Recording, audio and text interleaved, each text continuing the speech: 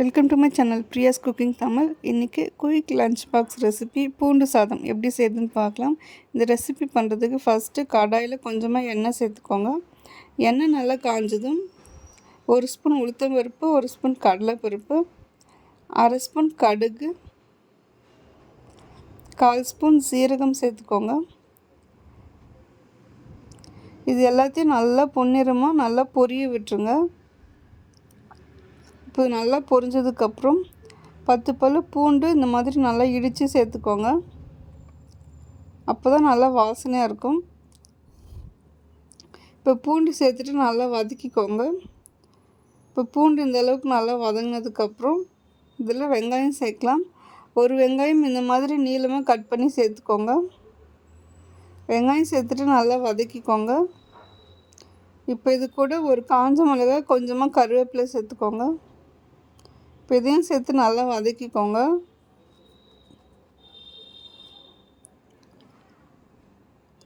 இப்போ வெங்காயம் கொஞ்சம் வதங்கினதுக்கப்புறம் இதில் கொஞ்சமாக பெருங்காயத்தூள் சேர்த்துக்கோங்க.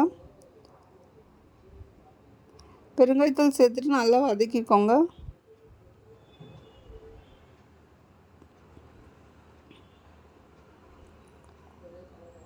இப்போ வெங்காயம் இந்த அளவுக்கு நல்லா வதங்கினதுக்கப்புறம் இதில் தேவையான அளவு உப்பு சேர்த்துக்கோங்க.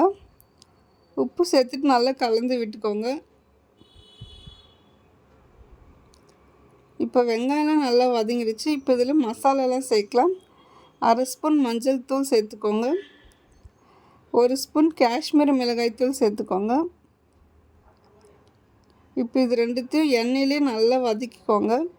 பச்சை வாசனை போகிற அளவுக்கு நல்லா வதக்கிக்கோங்க. இப்போ இந்த அளவுக்கு நல்லா வதங்கினதுக்கப்புறம் இதில் 1 கப் வடித்த சாதத்தை சேர்த்துக்கோங்க. சாதம் நல்லா உதிரியாக இருக்கிற மாதிரி பார்த்துக்கோங்க. இப்போ சாதம் சேர்த்துட்டு மெதுவாக இந்த மாதிரி கிளறி விட்டுக்கோங்க. இந்த பூண்டு சாதம் ரொம்பவே டேஸ்ட்டாக இருக்கும்.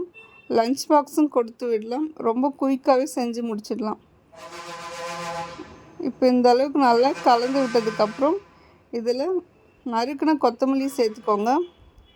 கொத்தமல்லி சேர்த்துட்டு நல்லா கலந்து விட்டுக்கோங்க.